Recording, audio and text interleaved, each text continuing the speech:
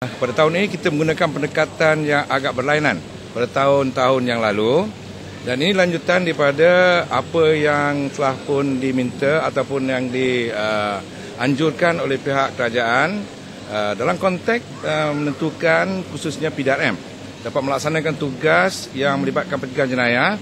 So kita telah menggunakan pendekatan melalui inisiatif NKRA, bidang keberhasilan utama negara. Dan salah satu di bawah bidang keberhasilan utama negara ini ialah apa yang kita panggil sebagai MBOS, National Blue Ocean Strategy, strategi lautan biru. Jadi dalam masa yang sama pendekatannya ialah kita berganding bahu dengan semua pihak, khususnya pasukan keselamatan yang merupakan yang melibatkan PDRM, Angkatan Tentera, TLDM dan lain-lain lagi, agensi ataupun pasukan sukarelawan yang sama-sama dapat menjalankan tugas bagi tujuan mencegah jenayah. Jadi untuk ini, kita bukan sahaja melihat keperluan untuk mengadakan tugas secara bersama.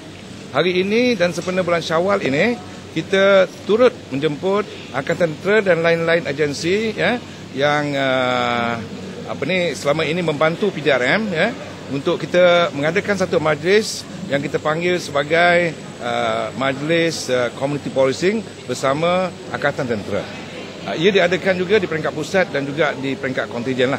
Jadi dalam konteks kontijen Perak ini, khusus di negeri Perak ini, kita melibatkan 4 buah daerah. Kita telah pun mengadakan majlis yang sama di daerah Tepeng. Majlis yang kedua kita adakan di Pengkalan Hulu. Yang ketiga kita di sini di Manjung bersama dengan warga TLDM, dan yang terakhir nanti kita akan adakan di Ipoh bersama dengan Panglima 2 Brigade. Jadi dalam masa yang sama kita melihat bahawa inilah terjemahan daripada semangat kerjasama dalam kalangan pasukan keselamatan bagi mewujudkan satu pendekatan yang boleh meningkatkan lagi usaha ke arah pencegahan jenayah. Jadi untuk ini kita sedia maklum bahawa ia tidak diterjemahkan sebagai ketidakupayanya PDRM dalam melaksanakan tugas, tetapi mesti dilihat dari sudut yang positif bahawa dalam urusan menjaga keselamatan dan juga lain-lain yang melibatkan ketenteraman awam ini, kita mendapat kerjasama daripada Angkatan Tentera. Ini yang kita perlu lihat. Jadi untuk ini dalam konteks kontijen Perak, kita telah berupaya menurunkan kadar jenayah yang begitu baik sekali. Dan sehingga hari ini untuk kontijen Perak bagi tahun 2013 ni berbanding dengan tahun 2012, di mana yang telah pun saya sebutkan tadi, kita telah berupaya menurunkan sebanyak 12% jenayah keseluruhannya, iaitu indeks jenayah keseluruhan.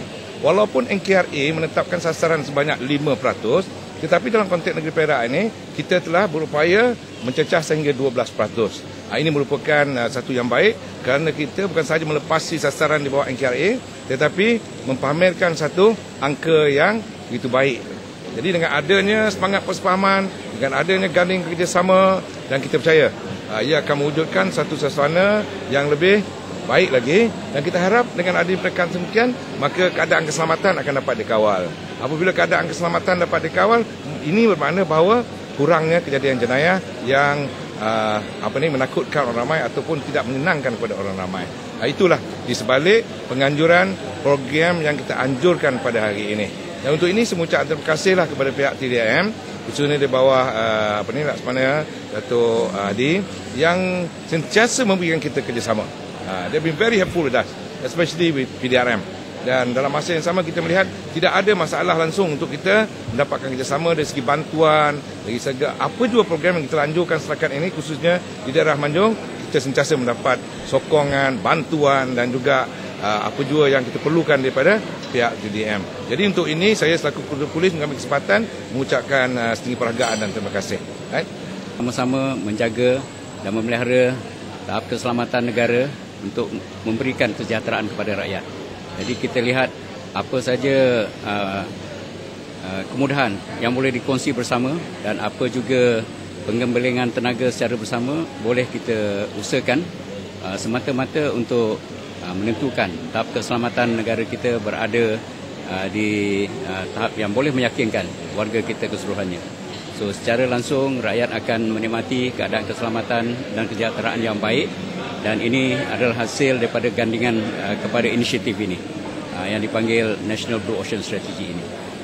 Di samping guna tenaga sumber manusia, ia juga dikongsi daripada segi pengambil alihan kawasan operasi dan begitu juga perkongsian tempat-tempat latihan yang boleh diguna pakai sementara ianya tidak digunakan oleh pihak TLDM dan boleh diunjurkan kepada PDRM untuk menggunakannya.